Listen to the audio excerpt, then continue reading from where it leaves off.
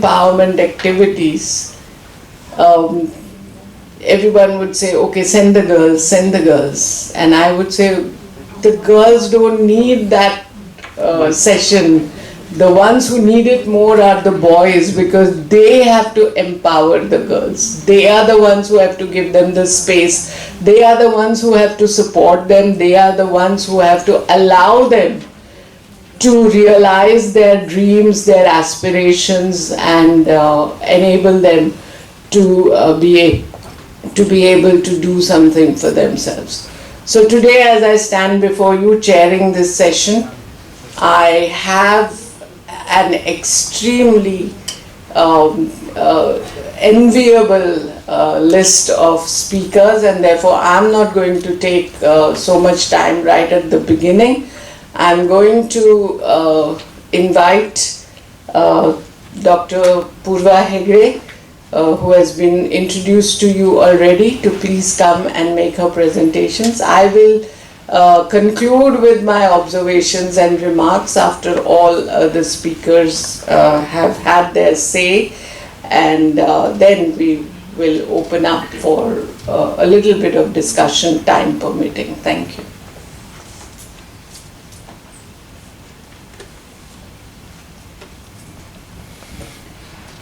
Thank you to ma'am and also the organizers, Vidya Prabodhini, DHE as well as Women's Commission, for having this topic in a conference. I think it is the need of the hour. And thank you ma'am for setting an aspirational kind of a figure for us, being an aspirational figure for us. Not only as a Vice Chancellor of JNU, but what you have said, I'm sure, has touched some aspect of everybody's lives here. And therefore, thank you for being that aspirational figure for all of us here. So, I'm a chartered accountant, and like ma'am says, I'm a chartered accountant around 25 to 30 years back, where there was no center for CA also in Goa, and we had to go to Belgaum to answer our exams. And at that time there were people telling my father that, see, if she does start CA, then you'll have difficulty finding a husband for her. But yes, like all of us, I am grateful to my father to give me this opportunity to study, and then I further went on to do my PhD in management also. So yes, my all male colleagues have been colleagues now, and earlier family figures and now family figures have all been very supportive, due to which, yes, I acknowledge where I am.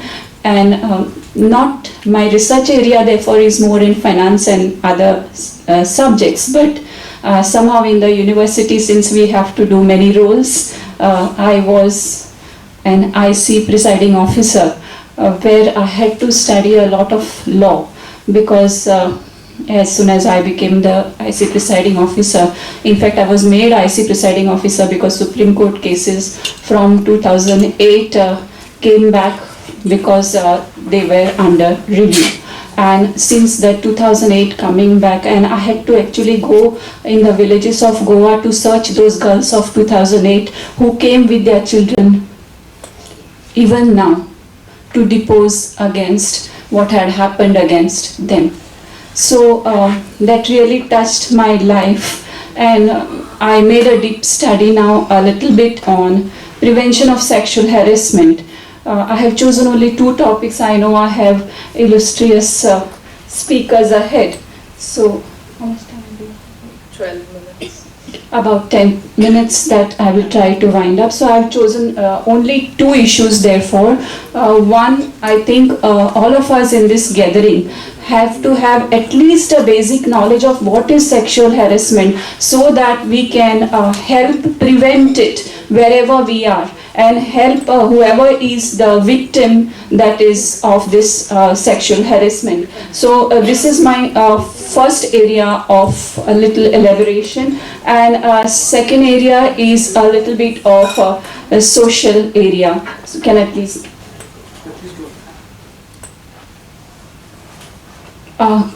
Especially in educational institutions, since I think most of us are lecturers here, especially in educational institution. The harm done to the culprit, to the victim, and to the institution is the greatest when it comes to sexual harassment.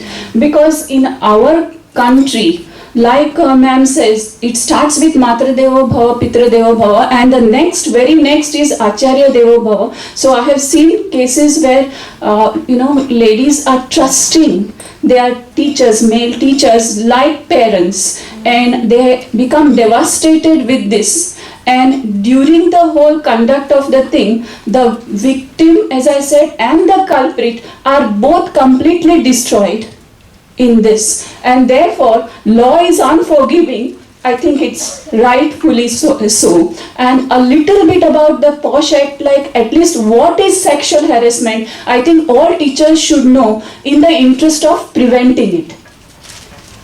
I think in Ramayana also, if you go to see, it is a case of sexual harassment. So it starts from there, and therefore all of us should now know what is sexual harassment in the first place. So these are the functions of IC. I won't go into the detail. We have been communicating with ma'am on Goa Women's Commission also. She has been very proactively, as soon as Goa University's case comes on the paper, she has been writing to me to answer her at once what I'm doing. I have been doing that, ma'am. So I think she is to be applauded for that. Because I think this is the first time that Women's Commission is becoming so proactive that as soon as the cases come to the notice, they are firing a letter to us to show within so many days what are you doing. Okay, so coming to the aggrieved woman is the one who alleges the sexual harassment to her. It includes, I have highlighted, doesn't limit it. It's inclusive, but physical contact and advances, no. Whatever said and done, whatever your intention was, physical contact and advances, no. A demand, request for sexual favor, also not. Making sexually colored remarks. Now this need not be oral, there is social media now. And hardly anybody actually knows the meaning of those emojis that we forward.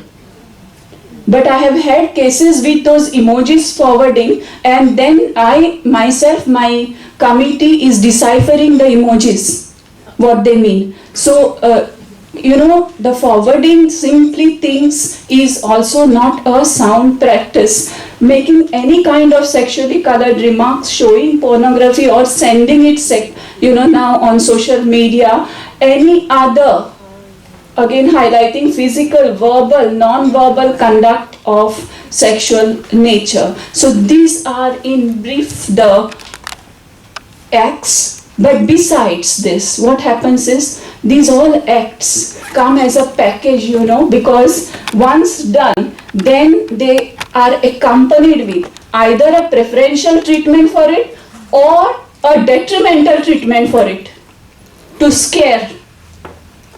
So it comes as a package accompanied with what I have written over here. There are threats, there are detrimental treatments, there are interferences with work. All of these come as a package. So I have just put on the screen to see, therefore, at least we be aware that, and make our students aware and our male colleagues aware that all these are, sometimes the newly joined male colleagues may be not aware. We have deans here. So please, every one of us, in the interest of our male colleagues who may not be aware, make them aware that physical contact, any kind of loose comments are a big no, especially in educational institutions. Please.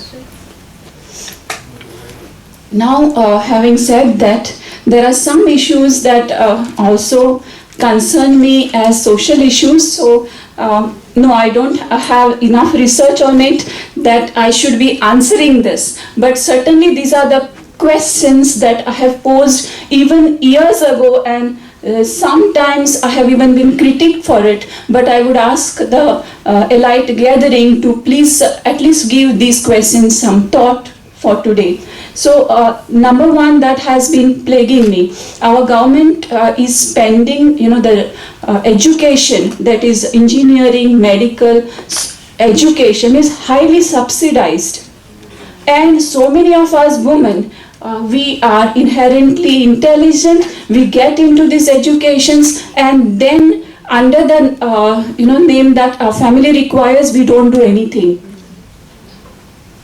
with which we have wasted a lot of government subsidy.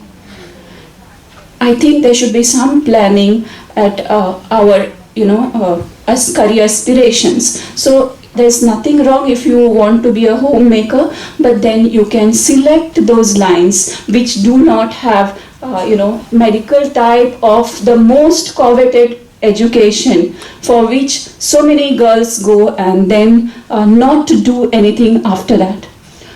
Secondly, again a topic, little research that I do also, is financial literacy. Do we participate in our family's investment decisions? Do we know what kind of insurances our family has? In a contingency, I have seen till now, it is nice to give my salary to my husband and forget it. Most women happily do it. It's not men's issue. But why do we do so? Why do we stereotype ourselves?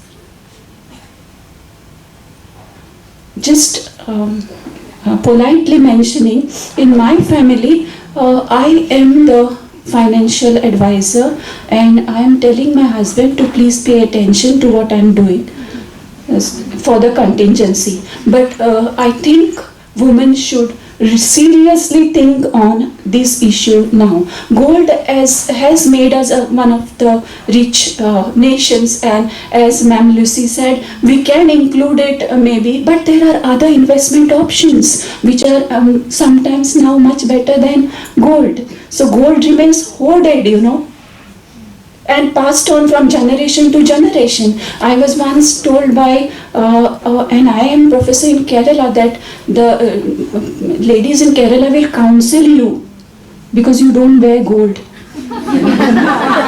If they see you on the streets, they will counsel you, they will think it is their duty to. And I told him that if Kerala were to remove their gold out, no, you would not have to go all over the world. You would have been a Singapore yourself.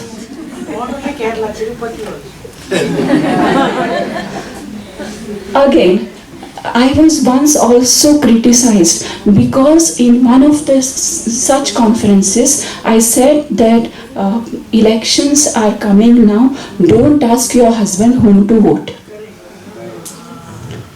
So all the reservations are then becoming just namesake. Are we aware of the political issues of my state?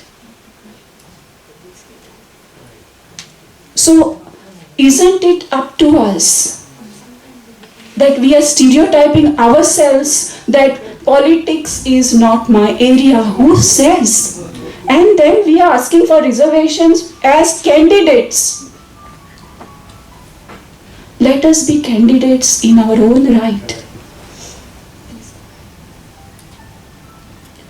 And see exactly where we require reservation and subsidies. Do we require free travel in the buses for which we will vote? Where do we require reservation? We should think for ourselves. Why are we so less on political scenario? And if we are only as somebody's wives or daughters. Why are we not on the political scenario as our own selves? I'm very sorry about this.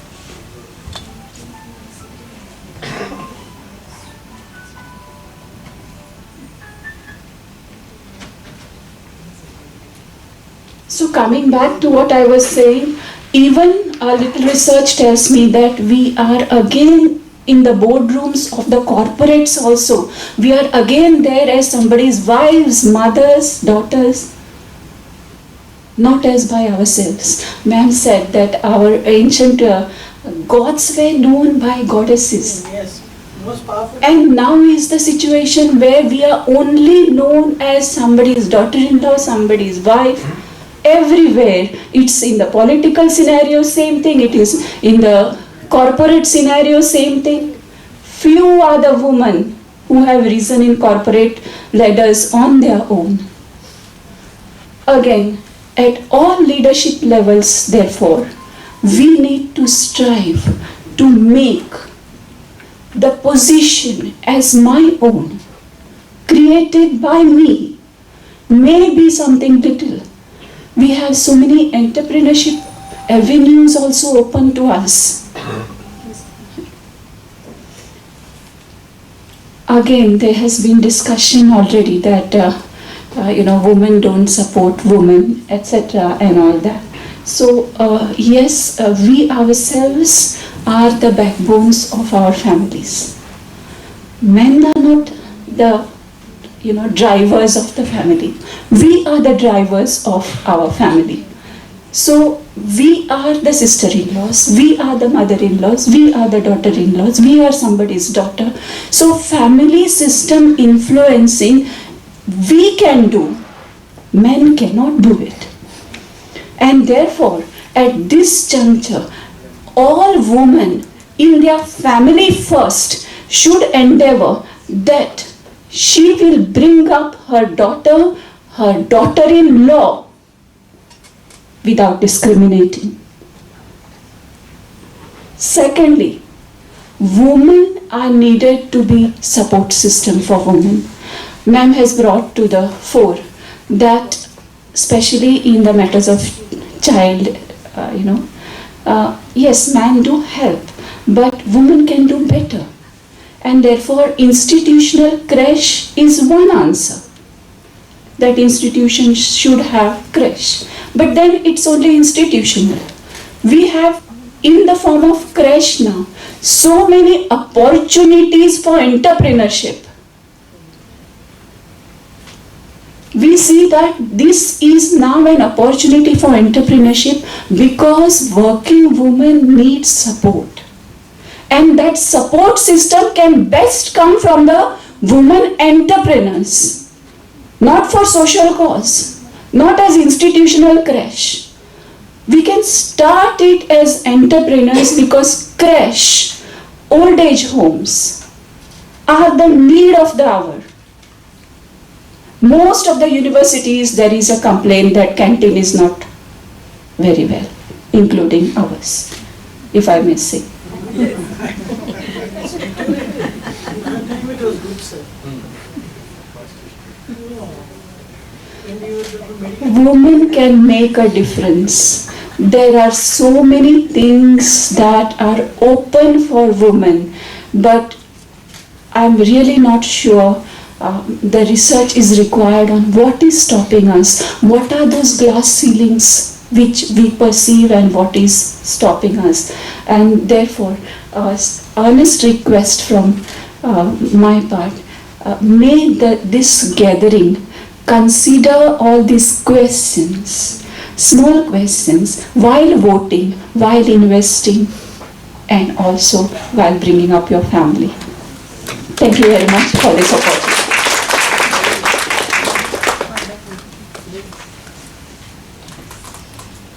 Thank you, Professor Purva, for making my job easier and not having to make me pass a slip and say, please, your time is up.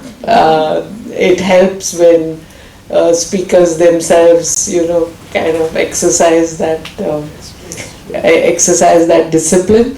So I'll break the monotony of having only women speaking over here, one after the other, and I'll invite Dr. Jagdish Kakurkar to You're very courageous come. man. Yes, he is. He is, and we all know him for that. He is a very courageous man.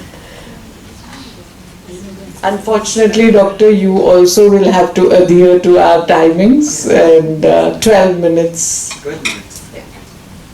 I think I'll have to rush through the slides. As a doctor, what do you think I am? to consider sex and gender, male, female. I realized it because I'm going to speak on a very serious topic and the voice of madam was very somber. So just to break the monotony, I hope I can tell you a joke. Permitted? Yes, yes. Within permissible limits? All right. So, my friend in my hostel became a cardiac surgeon. We both understood the meaning of sex and gender with this incident. You remember the Bhuj earthquake? And he went as a volunteer and I was also selected from Goa. Some of us didn't go. He had been there. The patient recognized him because he had operated his daughter at KEM hospital many years back. He said, Doctor साहब, आप वही हैं? आज तो मुन्नी की शादी है. मुन्नी की शादी में जरूर आना. So this fellow felt great. Oh, I am recognized and I must go. He went there and he went for the wedding. The moment he was sighted, all the ladies pulled down the burqa. After some time, Munni's mother recognized him. She removed the burqa. When she removed, all the other ladies removed. Indication was there. Munni didn't remove. Munni's mother told her, घबराने की कोई बात नहीं है, ये मर्द नहीं है, ये डॉक्टर है. Next one, please. But there is lot of gender inequality in Goa. So I think I am clear about sex and gender. Yes, absolutely. As per the Global Gender Gap Report, India is ranked at 135 out of 146 countries. I am going to present before you experiences that I have as a medical teacher for 27 years and as a medical student and MD student for about 5+3 years. Peculiar to Goa, I cannot comment about outside. Next one. What characteristics define a man and woman? And ma'am from the JNU correctly explained. Next one. This is what we people think. No ma'am. A man should be like this. A woman should be like this. Next one. Can't it be the other way around?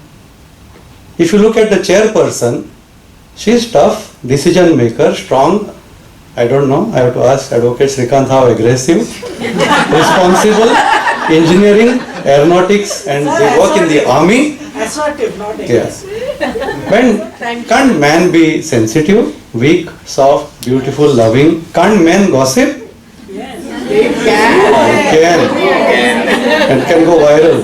And teachers, here there is one, can't we cook? Yes, very good. And if men decide to cook, I heard Very good. it's more tastier than what some of the women can do.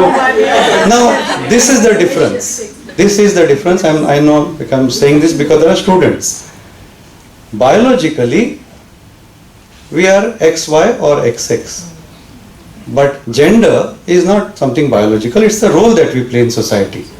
So if you look at what constitutes sex, having a baby, so far at least only the women can deliver. Menstruation, I don't know what AI can come up with. Menstruation, thank God. Moustache, once upon a time. Breaking of the voice during puberty, my voice is broken because of a cold 15 days back. Far from puberty now. But that is sex. I hope it's clear. Next one. So we are born different but not unequal. I want to emphasize one thing here because some in the audience know I am a victim on the other side. Men also can face harassment at workplace. Because women can use the weapon that you can't say anything to them, you can't give them a memo, you can't take action, and they can go on a spree of making complaints, and there is no provision in law to protect the men. So if you are talking about gender equality, it should be both ways, am I right? Absolutely. If the case is proved to be false, we also should be getting penalty on the woman, Correct. Absolutely. because we are living in fear. Now I have reached a stage where I am keeping a lady servant outside my door. With AC on, I am keeping the doors open. You never know when somebody will come in. But there is no other way they can find some fault. Yes, yes, absolutely. Then they can bring you down that way. And I am warned by a priest better be careful, keep some lady servant all the time. So I ring the bell every time a lady comes so that the servant stands behind. That also you have to keep in mind. Because it's not all the time that the women face harassment. Then, next one. What do you see in this picture? Poster that you must have seen in a card shop. This is one message which not only the men, women also must know. Like in the Three Idiots movie, you can't decide in the cradle, ye doctor banega, ye engineer banega. Lots of that I see in Goa. And ma'am knows, you remember the time from 1987 when I joined as an MBBS student till 2003, there were 17 suicidal deaths. One per year. 2003 till today, ma'am, put an RT and ask. 0 in GMC. I didn't do any magic. I just started counseling the students with the parents when they join. Are you being forced into medicine? Just because somebody in the house should be a doctor? And then some people took decision not to join. Because I explained to them what is the course and that you can shine in any profession. Comparing one with another, boy or girl, LGBTQ with male, female, anything is not right. Each one is unique and individual. Otherwise, we would not have a Lata Mangeshkar and Sachin Tendulkar. Imagine if Sachin Tendulkar started going for professional college. I know he had difficulty in SSC. He excelled as a cricketer. No, so the parents must understand that. Next one. A society where there is no gender equality, girls are deprived of education, the girl child is made unwanted, they are sexually abused, they are prone, as medical doctors we can say, to the sexually transmitted infections. I have come across patients with AIDS where the wife say we know husband has but he is not using a condom. And I don't have the empowerment to insist, he will say, go, I will find someone else. She is not independent. At the same time, there is another gender issue in the boys, where Goa is facing a big problem. Every day we hear of 3-4 accidental deaths. Most of them are males. Who gives the bike and car in their hands? I have children. My daughter is doing dentistry, son is doing medicine. No bike or car in their hand, even though we have at home. Because the day I give it, I know they will drive rashly. This is the age when hormones make them drive fast, impulsively. And this acceptability in Goa, I don't know about rest of India, that males can drive rash and do whatever, I don't think is right. Next one. So these are the differences I already explained. Next one. Now, is it prevalent in Goa? Coming to another issue. Yeah, I was on night duty in a health center as a medical officer doing my MD. Night time there was a girl brought all swollen up here in Goa, close to a place near Old Goa. The history given was 2 days child is sick. I don't agree with the findings. I noticed the mother is crying, take her aside and ask her what happened. She's saying she's my third daughter, so they drowned her in the water barrel. Do you think this is the only case? No. How come Goa's sex ratio is not favorable to the girl? We are otherwise having the best health parameters. Why this desire for a son? Why our females are dying?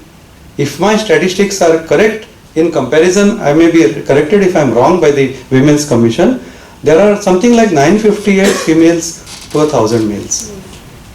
Where are the 100 girls going? And at one time, Where are they going and who is uttering Jai Mata Di? Who is uttering Sky is Pink? It is us, doctors, and who is asking are the people. So I think in Goa also, next one, we need to wake up. UNICEF says that more than 50 million girls and women have gone missing from India's population. Reason? Female feticide, female infanticide. I faced this as a father when my first daughter was born. People don't even congratulate you warmly when a daughter is born. And when I decided to send her for higher studies after her dentistry to Pune, they asking me, "Chali mare, lagin jaun ani khai watle." I don't believe this.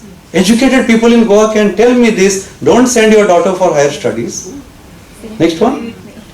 So the fall is worst in the most economically. So if people say economy makes these things go, no. Sorry. The steep fall in sex ratio is in those states. And look at this Kerala story, where only state where females are more than males. Why can't we be like that? 1058 because of the patriarchal system is not there. Mothers have the importance. Women control the economy. They decide what ma'am said. We need to change that mindset. So young men in Punjab, Haryana are not finding brides. Families are importing women for getting this. I also come from medical college, ma'am, where our time we were 70 students. 2/3 were boys, 2 rows. 1/3 was girl. Now it is Achhe Din of the girls. Boys are 1/3, 2/3 are girls. So one boy has 2 demands from 2 girls at a time. Valentine's Day ki, jai ho. Next one, gender discrimination, a bane for India. What can be done? We need to change attitudes. This thing about dowries has to go. I am very sorry to say that even if my students are medical students, postgraduates, 3-4 of them in the last 2 years divorced, separated within 6 months. Why? I remember ma'am's point. Women being the worst enemies. All 3 of my students in the last 1 year were separated or divorced because the mother-in-law insisted all your gold and jewelry should be in my custody. You got a MD, MS daughter-in-law, isn't that enough? Educated, rich families. What more wealth do you need? Where are you going to take it? वहाँ पैदल ही जाना है. Raj Kapoor sang it long time. Next one. Now coming to another important topic. As a doctor, this is an 18-year-old student of ours. Lives with a 55-year-old married man in Santa Cruz. He's got 2 kids in Shiroda. Where did she find him?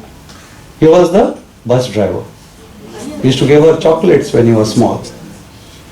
A school teacher from my town, I come from Savarde Kurshore area. School teacher came to me with 8 medical emergencies 8 times. Nothing was found till I noticed her dark circles and sockets and asked her, teacher, how long do you sleep? She said, I don't sleep at all. Why? 2 years back, my daughter, 5-year-old, came and said, Mama, can I kiss you on your mouth? She said, I never do that. Who taught you that? Papa does that when I'm not there. When you are not there, Mama. What else does Papa do when I'm not there? He says, I'm dirty. I need to give you a bath. Next one. These are the statistics of Goa Medical College. And I say this is the tip of the iceberg. Because these are the few mothers and kids who had the courage to step up and face the police and, as ma'am correctly said, suffer all that humiliation. For one case, I'm sure you can guess, and your guess would be as good as mine. How many are quietly suffering at homes, in schools, in colleges, even in religious institutions, across the religions? Next one. We need to stop it. We need to educate our students, girls and boys. Girls to understand touching of the mouth, chest, abdomen, lower or back part is wrong. They should say no and report it.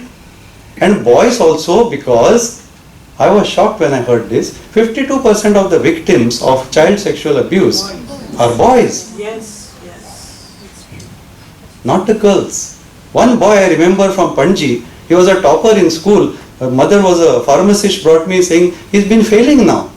Why? And all the time he was fidgety. He says, doctor, look at this guy. All the time he's not concentrating.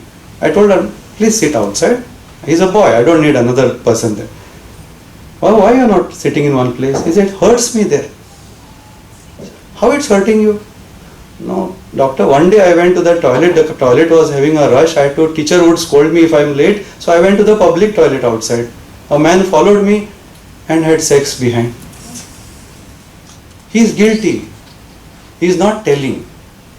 It's said, no, in Marathi, my mother tongue, it is told that when the slippers, footwear is same size as child, treat the child as a friend. If the mother, father was to ask, he would have told what happened to him. She's saying he is not studious. He is going down, bringing to me for counseling. Next one. Next one, please. We need to do something about. Next one. I think I'll skip this because of time. Next one. Next one. It's a broad concept basically, sexuality. Next one. These 2 cases. Previous one. A girl whom I found bleeding around her churidar near Kadamba bus stand, Madgaon. Why? Because there's an ad which comes on television. Mummy कल रात हम दोनों एक साथ आए, कुछ नहीं, बच्चा होगा तो she says, take the eye pill. Nobody tells on television that you're not supposed to take eye pill more than once in a month. This girl took 3 tablets in a month. The cycle got disturbed. She got pregnant. Same with the professional college student. I don't want to name. And it's happening across religions, across communities. Next one. What happens then? Abortions, infertility, sexually transmitted disease, depression, shame, stigma. You know, in Goa typically when there's a problematic thing in the आपली headache काढून दुसऱ्याच्या गळ्यात बांधपाची. Marry her off. Whom they marry her off? Drunkard in the village, rich landlord. Unhappy marriage. What will happen to children? Next one. Teenage pregnancy has issues, and if you want to tell girls about these risks, kya kehna can be shown in the school of Priti Zinta. And if you want to teach boys to be responsible, show them Amitabh Bachchan's Pink, because it tells that boys also need to be. Because I believe movies have a powerful influence on people, and schools could show these two, one for the girls, one for the boys. Next one. Now, what do we do in Goa typically when you have a daughter? I will be in that same situation, searching for a boy of marriageable age. I've been doing this for 20 years for the Christians, because they are the only ones having the marriage formation course, compulsory, 2 days, without which they don't get certificate to get married. I've been educating them before marriage. Most important characteristic is character. Test yourself for HIV/AIDS, and mother to child transmission in Goa, ma'am, I'm very happy to tell you, last 3 years, parent to child transmission of HIV/AIDS in Goa is 0. That is more important than checking any planetary dispositions.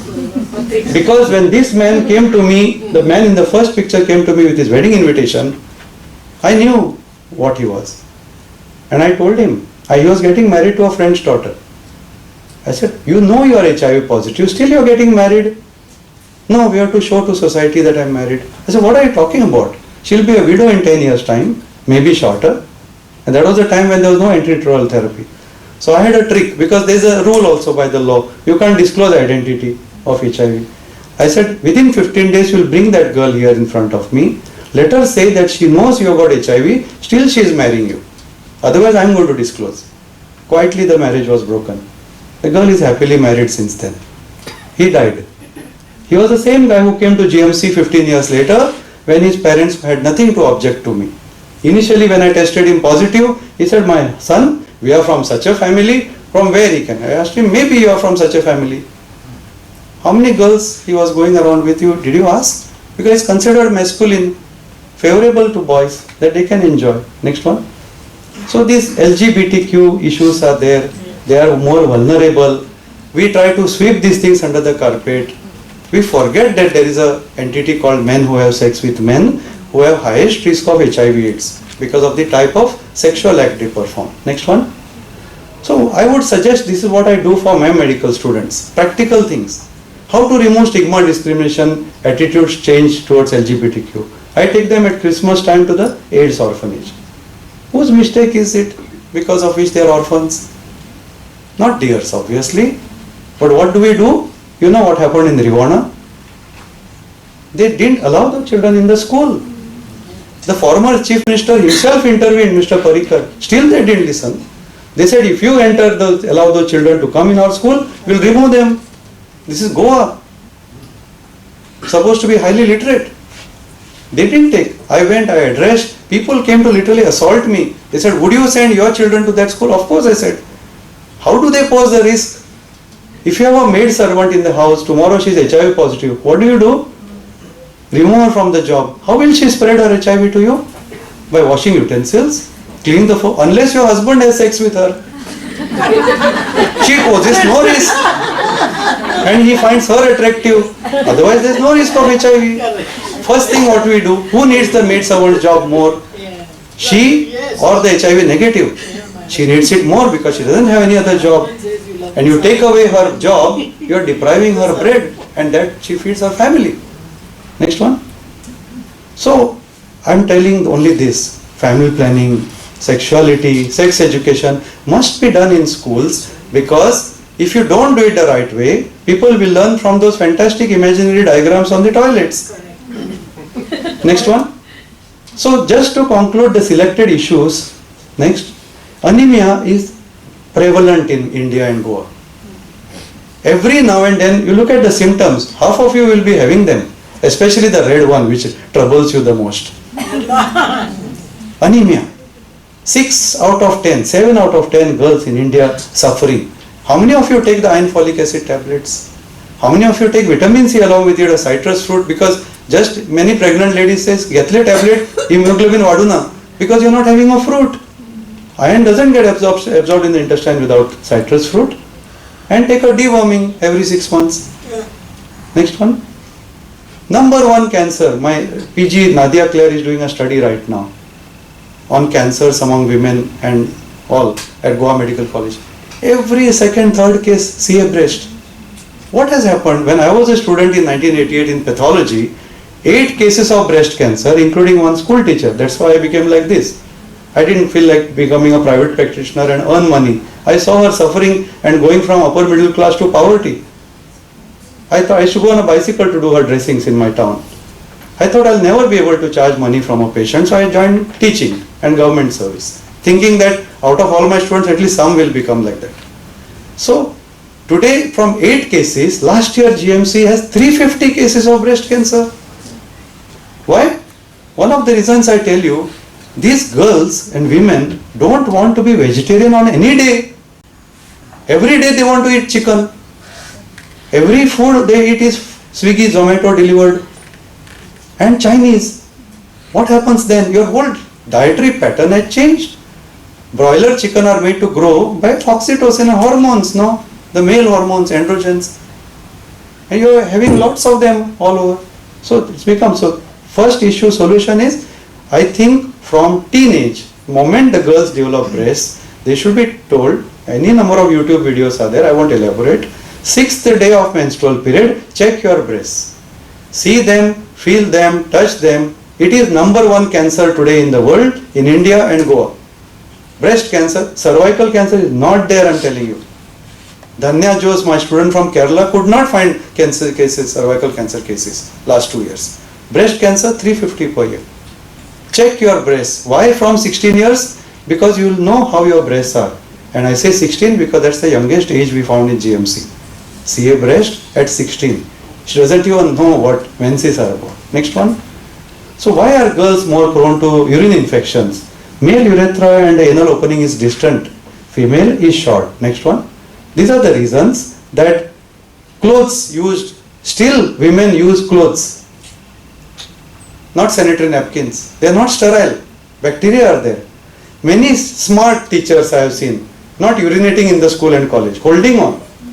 You get kidney stones, you get back reflux, you get infections. You don't drink less water so that you should not pass urine. Extra smart. While passing stool, how many of you know you're not supposed to clean back and front? So if you don't know, your students will know. Because if you clean back and front like the boys do, you are introducing germs from your anus into your vagina and urinary opening. Next one. Look at this. This is my study in Concon, ma'am. Ratio of kidney failure in females to males. Concon, you know, is a nephropathy prone area. 2 years I was there. From Gaudongri, Kotigaon, Lolie, Pole, Mashe till Agon. I went to all village panchayats and did study. Look at the kidneys. I'm not simply telling you. These women, how old? 17 months, 9 years. Then other case, 5 months to 56. The kidneys vanish. Simple urinary care, simple menstrual care, simple genetic. Why in Concon the ratio of females to males is 3:1 for kidney failure? And before I completed my study and submitted to the government, by 3rd year, 1/3 of them were dead. It's aggressive kidney failure. They die within 3 years. Next one. So today, there's good news for cervical cancer. How many of you have heard that India has come up with Cervivac? And the Honorable Prime Minister has promised in the last days that he will give this vaccine to all. I say it is important for girls and also the boys. Why? They don't have a uterus and cervix because it's they who bring the virus to them.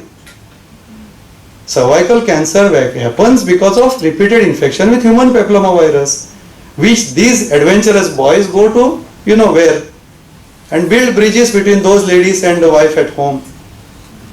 So if you vaccinate them, you are cutting the source. He will be protected. So wherever he goes, he will not be able to bring HPV and infect a wife. Next one. Coming towards the end, major disease today.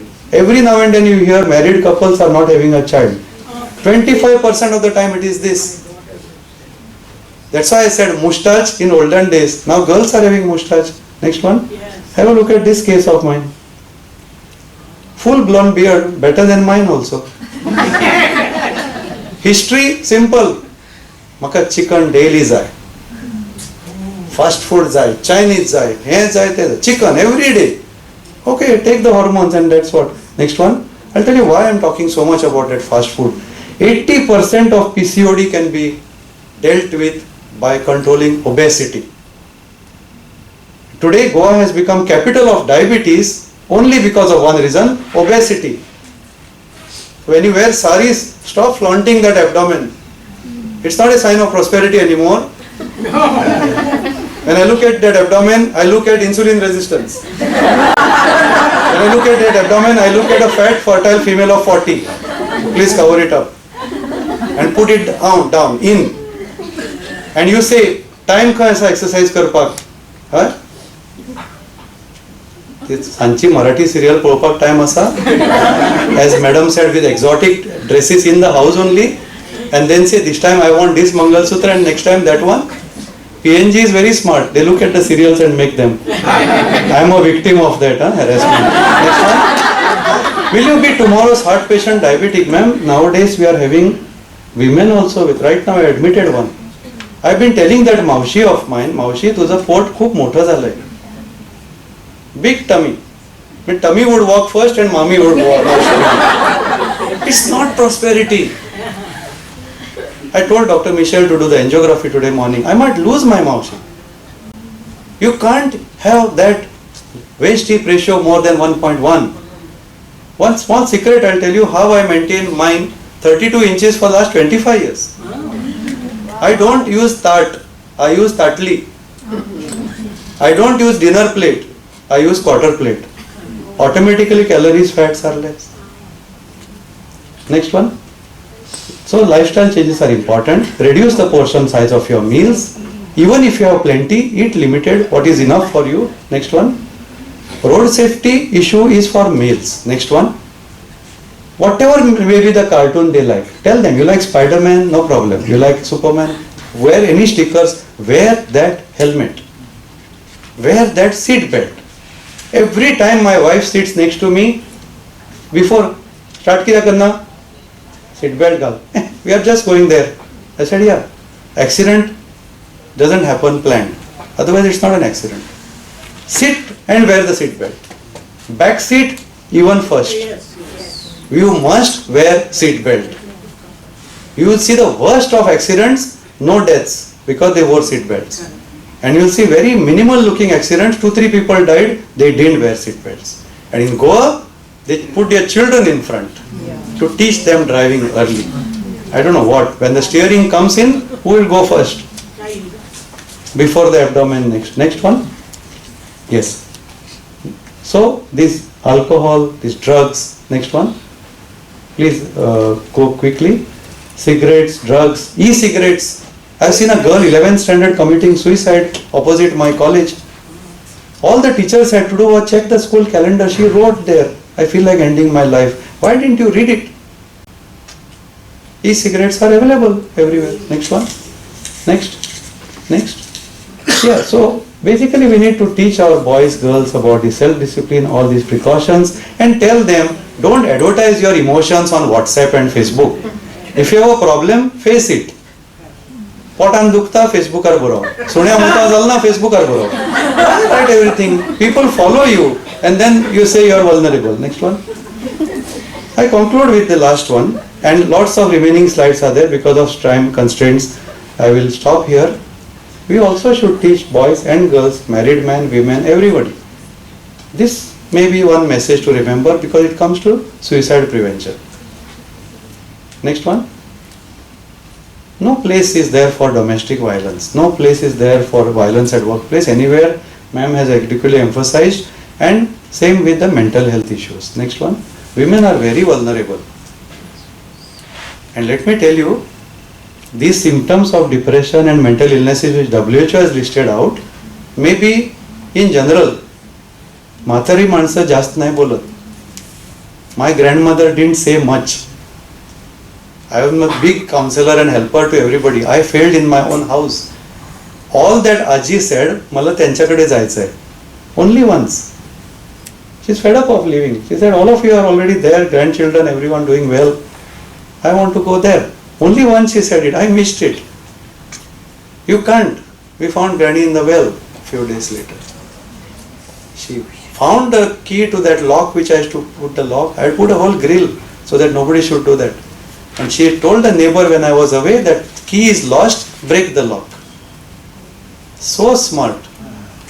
When they decide to go, you must understand, this is some slide worth taking a picture of. Anybody in your house, right from your maid, right from you, and that's my concluding thing, because women are definitely more vulnerable to this. They don't speak, they don't tell. They quietly suffer, like that teacher who suffered sexual abuse from her own husband towards child. If you come across anyone like that, my humble plea to you is, man or woman, boy or girl, refer. Every school has counselors, and when required, don't feel ashamed. If Deepika Padukone can have depression, any one of us can. Right? Thank you very much. I'm sorry for taking time.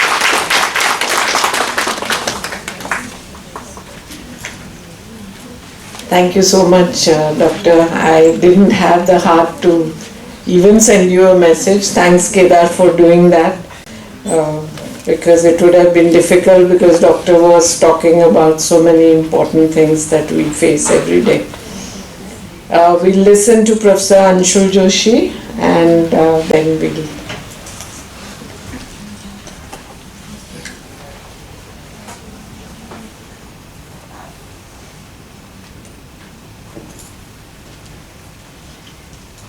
Good noon, everyone. It's a very difficult task I'll be doing now, because after our stalwart has already shared her thoughts, Honorable Vice Chancellor of JNU, and the dignitaries present here, and looking at the time, I think I'm left with very little time. I will try to just consolidate my thoughts that I wanted to share with you all, and would like to cover the theme of retrospecting the Western perspectives of feminism from Indian point of view. Since this two-day conference is based on rewriting the gender narrative, it's very important to understand what have we seen so far in terms of this particular narrative, and from where this narrative comes from where we take the roots from, and from where this marginalization of women from global to local levels could be seen. So, considering that, first and foremost, we have to look at the Western concept of feminism itself. So, I would be covering key points related to the Western concept of feminism. I would be touching upon the debate of gender and patriarchy, and the three schools of feminism, the three waves of feminism, both as a theory as well as a movement. But then I would like to retrospect the same from Indian point of view, and there I would be touching upon the three important connotations: our philosophy, the concept of power, how we look into the concept of power, and payments, because these three are very important connotations that are covered and debated from Western point of view when we look at the feminist theory or the movement. So first and foremost, we all know that the kind of world we live into, it's a very complex world, and we cannot generalize anything, and we live into a world of complex interdependence, unilaterally, bilaterally, multilaterally. Since I teach international relations, I would be using many such terms.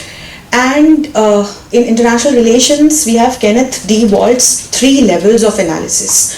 So all the dignitaries have been debating this matter of gender bias since the morning, and we are questioning each other from where is it coming.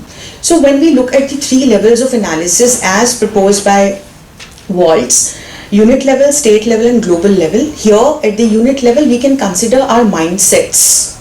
At the state level we have to look into the policies of the state.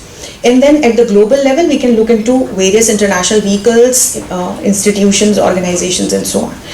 So when we look at this, feminism as a theory or as a movement, one thing is sure, we know its objective: to eradicate any kind of gender bias, to ensure women empowerment, to end any kind of gender violence from the society, and to ensure equal rights among men, women, and I'll add the third gender as well.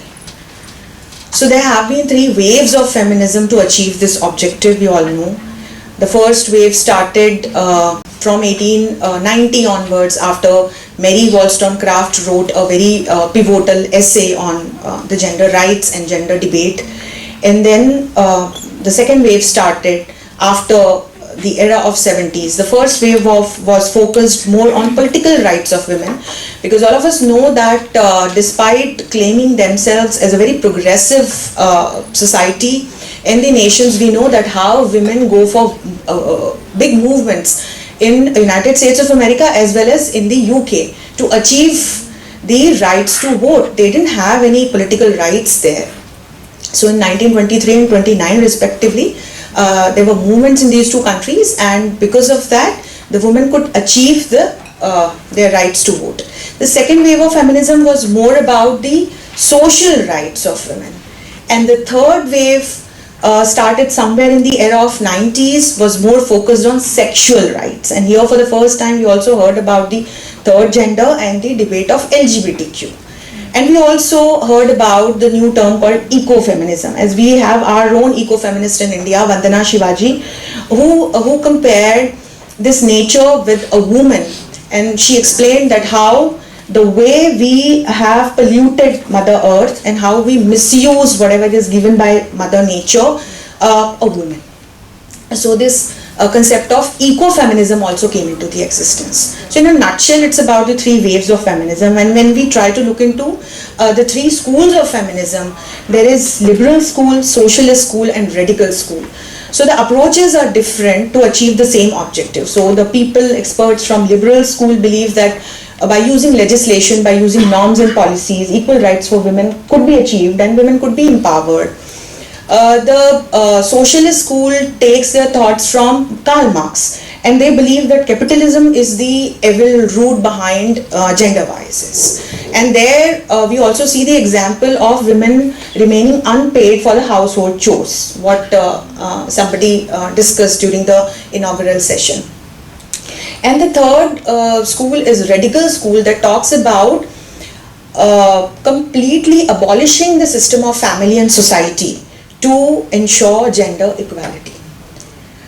So the objective remains same, but the approaches differ. And here we have to look into this debate of gender and patriarchy. My fellow dignitaries have already explained, the difference between sex and gender, and the gender debate, and the third gender, and issues related to sexual harassment. I would like to discuss this matter of gender and patriarchy from another angle, because these days that's what our Honorable Prime Minister is focusing on, entire world is focusing on, and that is women-led development.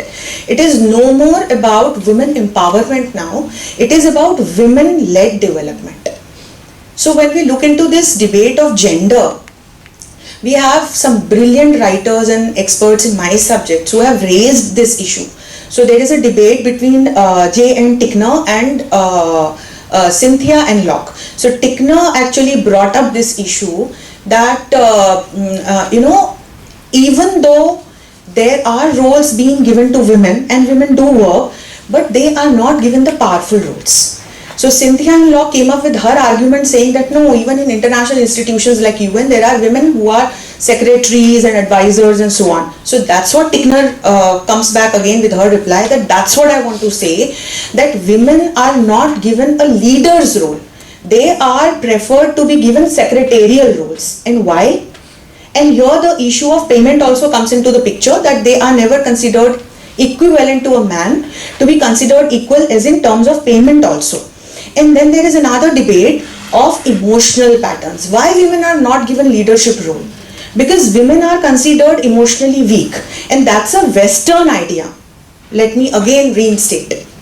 That's a Western idea. So from Western philosophical point of view, the center of power is masculine and women are emotional.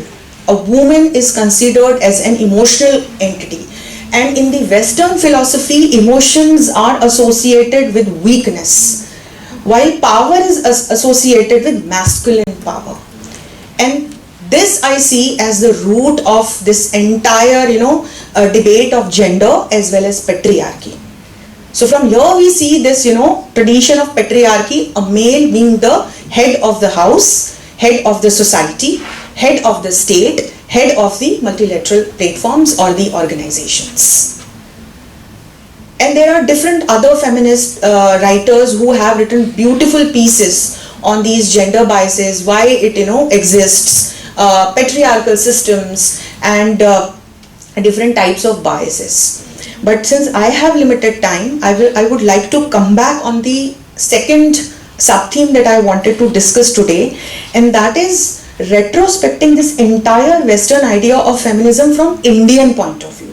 So now again, considering this concept of power, payments and philosophy, let me come back to India. So historically we all know that when women were fighting for their political rights, our constitution enabled us from day one to have equal rights in all perspectives, all domains, post 1947. And when we take a deep dive into the history also, when church was burning scientists and teachers in Europe in the name of calling them witches, in India education was must for girl students. So when you look at the early Vedic period, in Rigveda, Durga was considered as the goddess of power, Aditi was named as the goddess of freedom, and Saraswati was considered as the best mother, best of rivers and best of the goddesses.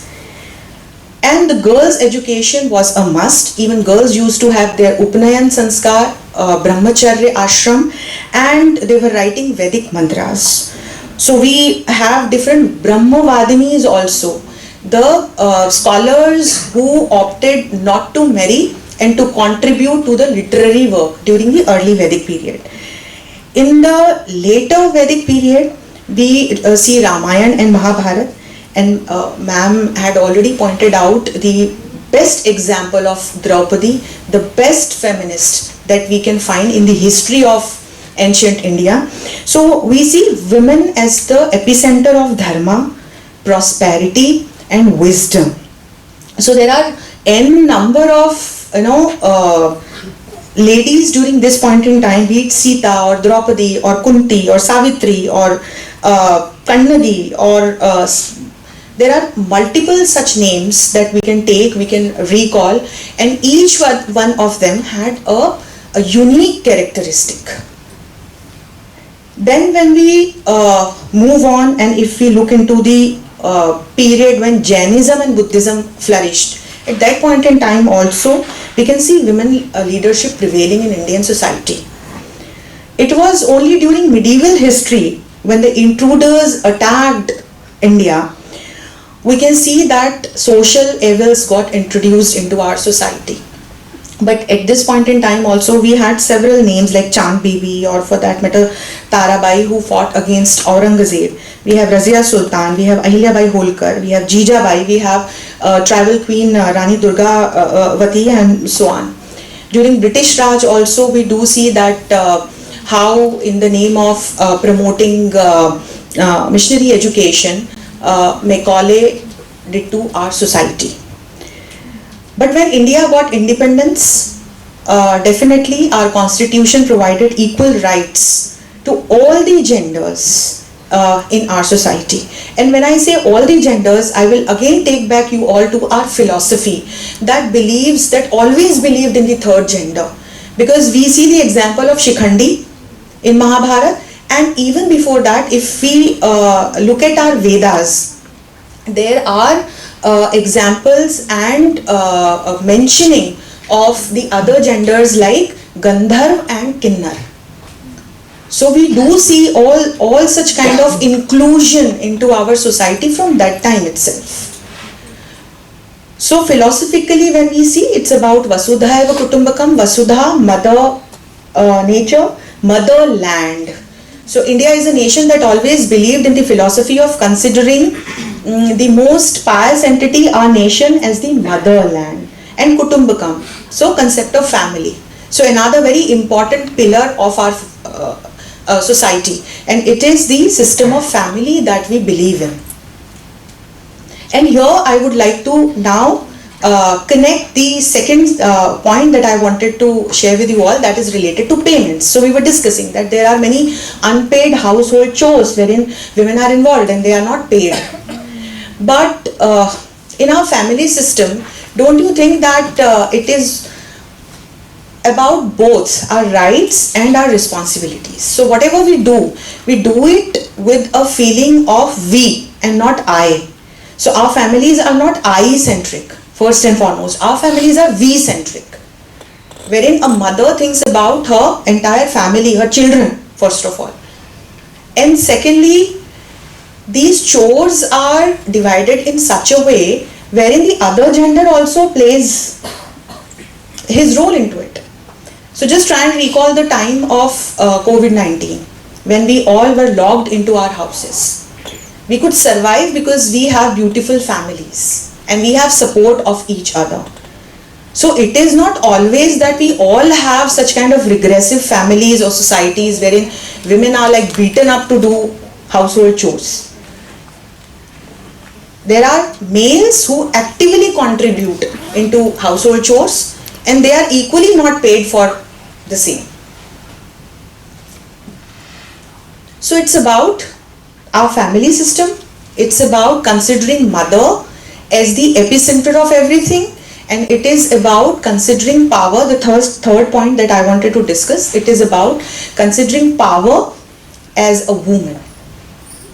So when I was sharing the points related to Western perspectives of feminism, I said power is centered into a man in the Western philosophy, and a woman is considered as emotionally weak. That is why she is not given powerful roles. But in Indian society and in our culture, the goddess of power itself, and we are into, I think, the 4th day of Chaitra Navratri. So we worship power as a woman only. And ma'am also very aptly mentioned that the goddess of wealth is also a female. Goddess of wisdom is also a female. So we see power into a woman. So that's where we have fundamental difference when we look philosophically and culturally and historically with the Western concept philosophy of feminism. But definitely I would say that there is a lot to be done to ensure women empowerment and women-led development. I will not disagree from the fact that yes, there are many such social ill practices that are needed to be removed from our society. So at the level of unit, we all have to bring a change into our mindsets. At the level of state, what a nation does for its citizens becomes really important. So here I have some facts that I wanted to share with you. So the latest one is this Nari Shakti Vandan Adhiniyam. Somebody was asking that we still have to go a long way to ensure women-led development. And as I said that after we hosted G20, it's no more about women empowerment only, it is about women-led development. And for that, this government has come up with this Nari Shakti Vandan Adhiniyam to give 33% reservation to women in parliament. That's a historic step. Because when we look at the global legislature average and the women leadership, it's 24%. India stands at 15% currently. When we will apply this Nari Shakti Vandan Adhiniyam, we'll be having minimum 33% of women representation in parliament. It's going to be a big step in the direction of achieving women-led development. Then we have many schemes like Stand Up India and Ujjwala Yojana and Beti Bachao Beti Padhao and PM Jan Dhan Yojana, Kanya Sumangala Yojana, Mission Shakti, Mission Sahasi, Ahilya Bhai Holkar Nishulk Shiksha Yojana, Ladli Lakshmi Yojana. I mean, I have a long list, but I have some facts in terms of money that each and every state government has spent into ensuring women empowerment and women-led development. So these are the data of past 2 years, state-wise. Just 2 minutes. 8,815 crore rupees state-wise. This Beti Bachao Beti Padhao scheme, 351 crore rupees for Kishori Balika Sahasikaran, 3,780 crore rupees for nutritious food for girl students. That is the reason why I was just telling you not to take into. Oh, is it? I'm sorry. Not to Mention the data. figures. Yeah. So the chair has asked me not to reveal the data. Caution, I don't want Yeah, it is code of conduct. Okay. So I'm so sorry, but I had a list of data and figures to share with you all. Sure, ma'am. But I would like to state that in past couple of years, we can see that a big contribution has been made in terms of revitalizing policies to empower women in every field in our nation. And when I look at the global level, and also yes, there is one more point which is related to implementation of National Education Policy 2020, wherein chapter 6 is focused on eradicating all kind of gender biases and making our education system all inclusive. And for the first time we see a mention of third gender into our education policy. So that's at the level of state, unit, state and global.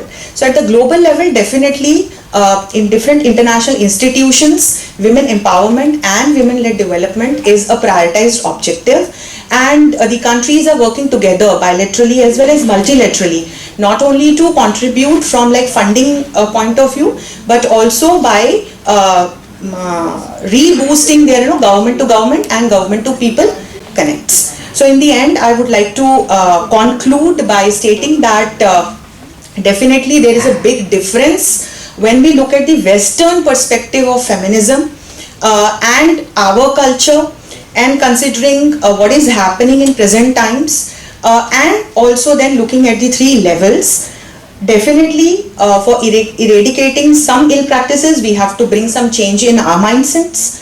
We also have to look into better policy making, and at the global level, from international institutions and platforms, women-led development needs to be promoted by different governments, and a special focus has to be paid on promotion of the economic freedom and prosperity of women, on their health, on education, and definitely self-respect. So I would conclude on that note. Thank you so much.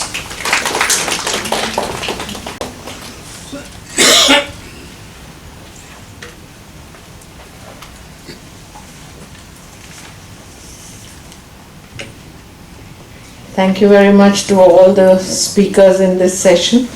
You have been very cooperative in terms of time, and I am just going to ask the organizers to give the audience 10 minutes so that they don't feel that they are being neglected or ignored. And I'll allow these 10 minutes for questions that you might have for our resource persons. And if you can address them to them very specifically. Questions?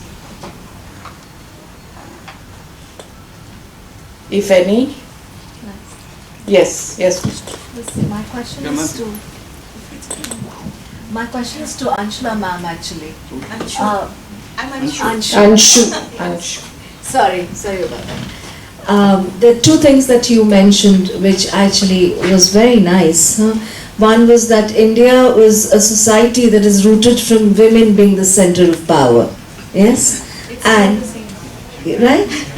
And then you went on to tell us how many schemes and policies are being made to empower women.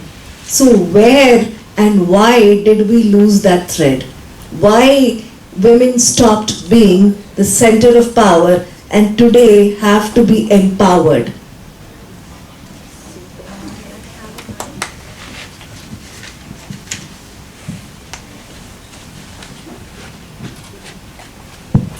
Thank you so much for asking me this question. Definitely, even today when you look around, you would find personally also, socially also, you just try to look into your family, your society, your colony, the place where you were.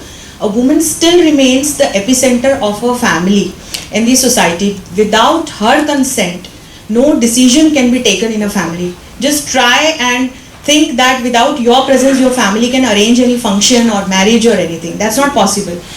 But I think I beg to differ over there. I think that's a very individual thing. You can't generalize on that. I'm not generalizing, but because I have found a similar experience with You've others. just probably been fortunate to come across that. But I do beg to differ that, in There could be such examples. Definitely, that is why we have bodies also to look into such issues. I'm not generalizing, but mostly I have found such kind of cases. That is why I shared this with you. As I mentioned that during the medieval times, during the medieval history, when the intruders started coming into our nation, especially when Mughals came into India, you see till where they went, our societal fabric got changed. So you look at this Parda system, how it was introduced into our society, especially into the cowbelt land, Haryana and Rajasthan and some parts of Madhya Pradesh, and that part you would see predominantly Parda system, Uttar Pradesh, dowry system. And there was a time when there are such, examples that you find that families started arranging marriages during the wee hours in the night in this particular land. So with such kind of, a change in the culture and the practices, definitely, as I said, some ill practices also got introduced. And at the same time, this women empowerment or women-led society got changed. So there was a disconnect, or I would say there was a vacuum, and despite given the equal rights to all the genders by the constitution, these societal practices could not be changed over all these years, and here now we need to bring a change. Thank you, ma'am. I'll rest that question over there. Any other question from any other member of the audience? Anuradha, you wanted to say something? No, sorry. Anybody else? Yes, Shanta.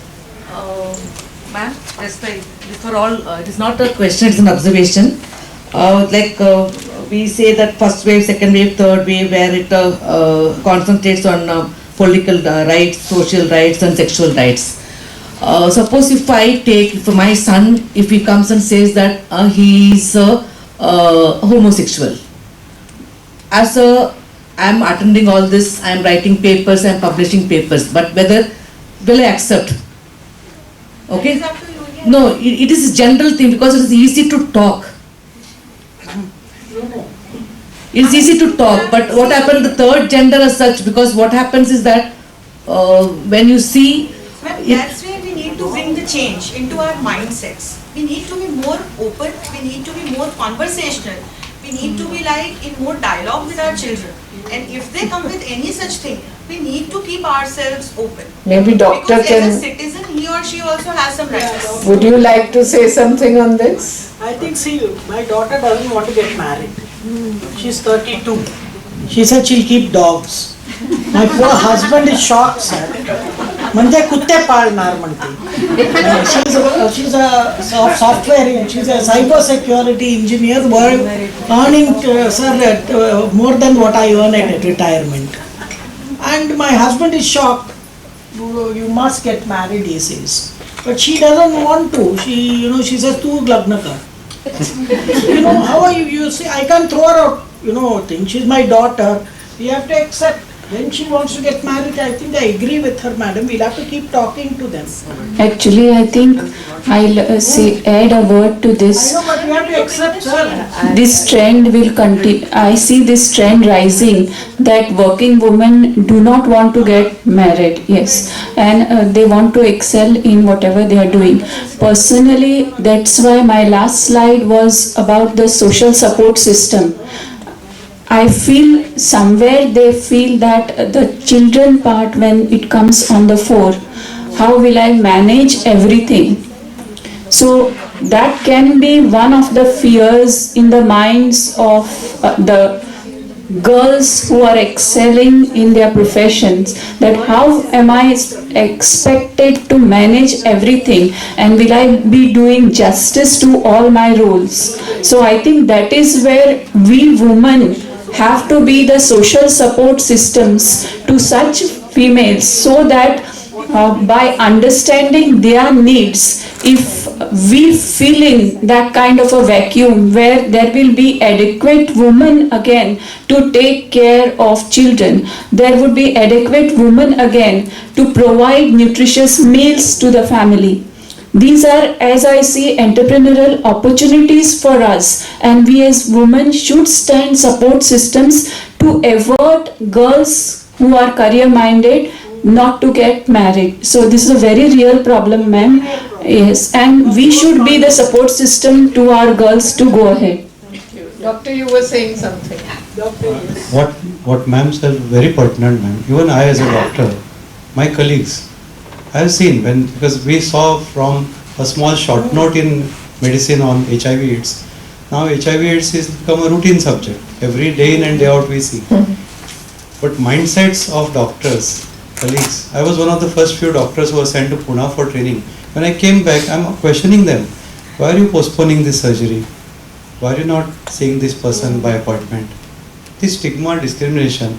Doctors are considered as not only noble but educationally ahead, right? So what my point is, if there is this thing prevalent in our minds, what about the rest of the society who is ignorant? There's a big thing. We are only primarily focused today about male and female. I completely agree with you that issues of LGBTQ have not been adequately addressed with. Because first of all, we ourselves have not come to terms with that. Yes. When my kids went to college, the first thing wanted to hear was whether he found the other side. And I was happy. Okay, I don't have to deal with this. Now my wife is saying, why he's in first year? I said, yeah, but it's a good thing to know. Because I don't know how to deal with it the other way. Because Husband also says the same with my daughter. as a doctor, now we have come across all these situations. It's very difficult now. Even today, we go to the airport. Nowadays, all kinds of tourists come to Goa. Suddenly you hear a manly voice, females dressed as men, you're not comfortable. Because we in our society, I agree with you, we have not yet been sensitized, and that societal change has not yet happened to accept the homosexual, MSM, lesbian, LGBTQ as something which is normal. That's what I was trying to explain, that gender is the role that we play in society. We are still, I don't know how many, but I suppose most of us are still judgmental about these things. Yeah. Which drives them Changing into mindsets is very, easier very said than done. and the men who have sex with men particularly have much more health issues than you can imagine. Not just restricted to HIV/AIDS. Thank you, Doctor. One more question I'll take. Yes, Lucy. 1 minute, Lucy. Let me. I'll come back to you. This is a question to Dr. Jagdish. Doctor, actually, what are the challenges which which you'll face when it comes to, I want to know whether there are challenges when it comes to Goa, and while providing equal resources to the people from different genders. Is there rationing or is there discrimination possible based on this? Resources for? Medical resources. While distributing the medical resources, are there any challenges when it comes to gender? As I mentioned to you, there is absolutely, in the healthcare scenario, in terms of distribution of healthcare, there is absolutely no discrimination of this sort between the genders. But point I was trying to make was, because we ourselves have not been sensitized right from school. You see, the first education is at home, na? What the parents upbringing they tell us, what they teach us about being right and wrong.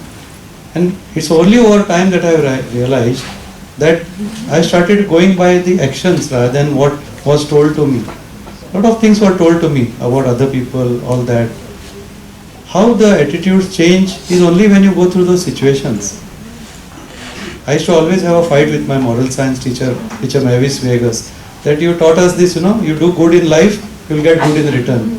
You do good to your students, they'll wish you back, respect you for the rest of your life. Nothing of that sort happens. You come to realize that you have to, I learned it really the hard way, because I come to learn that you have to do it because you feel it's the right thing to do with no expectations. Thank you. Expectation is the root cause of heartache. But yes, we need to do a lot of work. I agree in the matters of LGBTQ. They do need attention. And also, even not to do with gender, but the disabled persons. Yes. A lot needs to be done for them. Because we accept heterosexuals as normal. We give all the care to the male and women. And all the ones who are properly abled, not the differentially abled and the LGBTQ. There is a definite need for improvement there. I agree. Thank you. And the last question will be from Lucy. Actually, it's not a question, it's just a suggestion for further thought. Since we have been focusing on all the Hindu goddesses, we realize that these are our role models. Just a suggestion that we need to look at Christianity, which has been the model for the patriarchal system, and which was brought into India through colonization, British colonization, where Eve is the weak one. She was the one who was tempted, and Adam. And when you talk about the time at which the change came, it came through colonization, through the books that they brought in. But what I'm always surprised by is how we so, easily and gullibly accepted that, including our, mannerisms for what feminism for female stands for.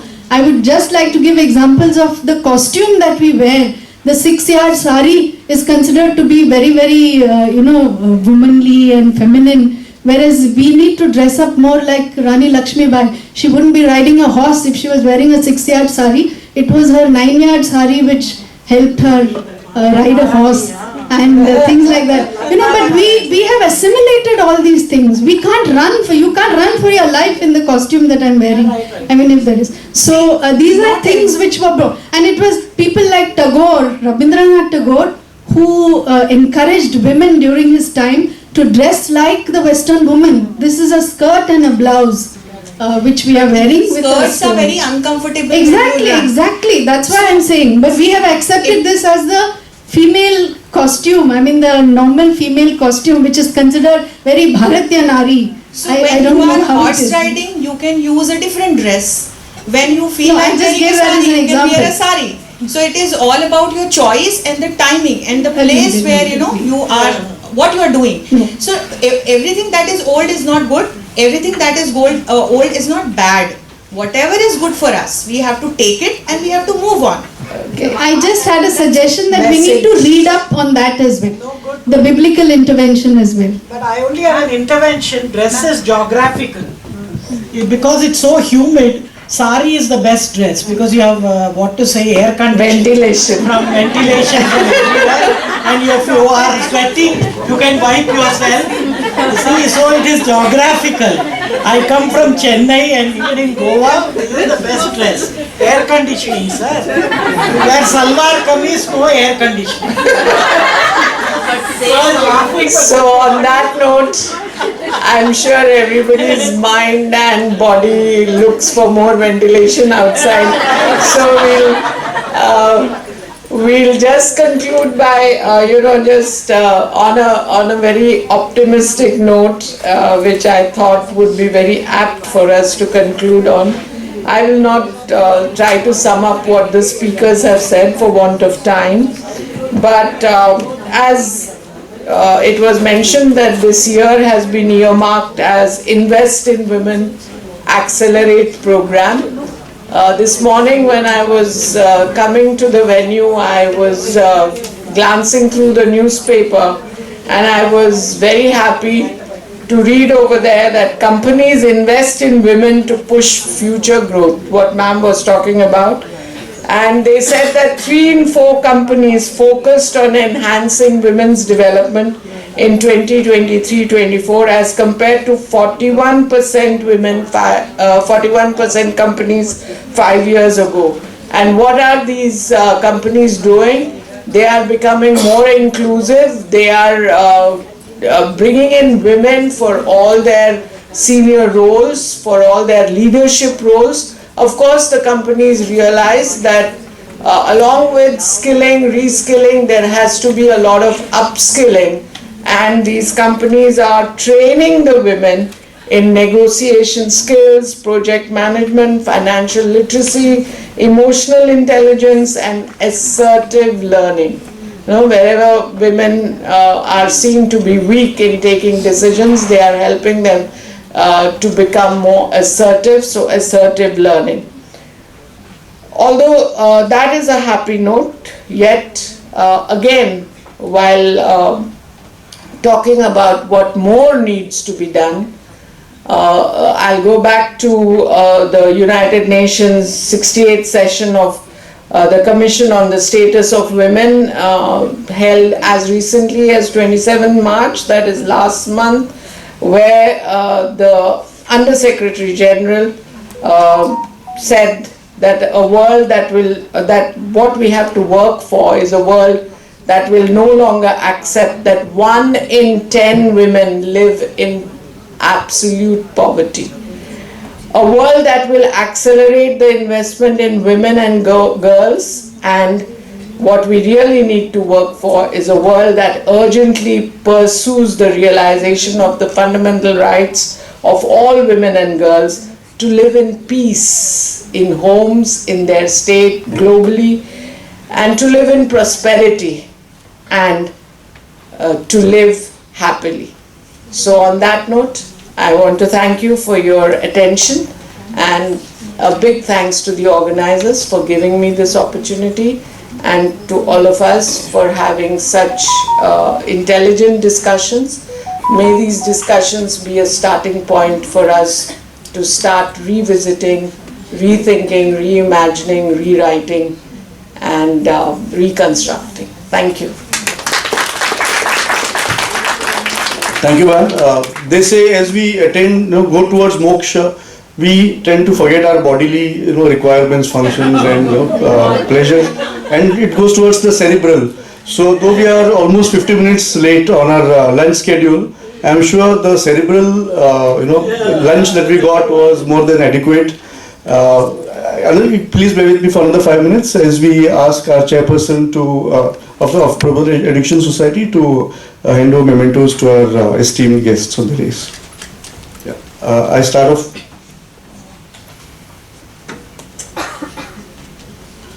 Sir, at the outset, I request Professor Anshu Joshi to please come up, since she's our outstation guest. We shall give her a priority.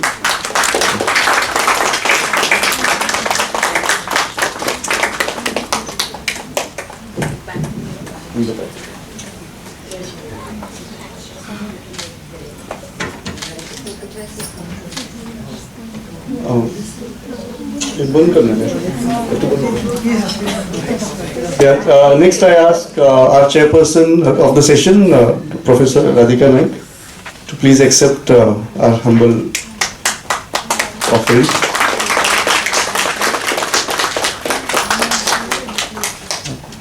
Dr. Purva Hegde, this side. Professor Purva.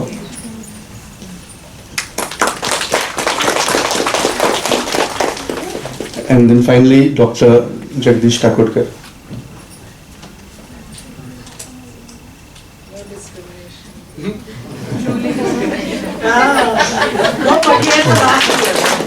Thank you so much, everyone. And the lunch is open. The first resource person.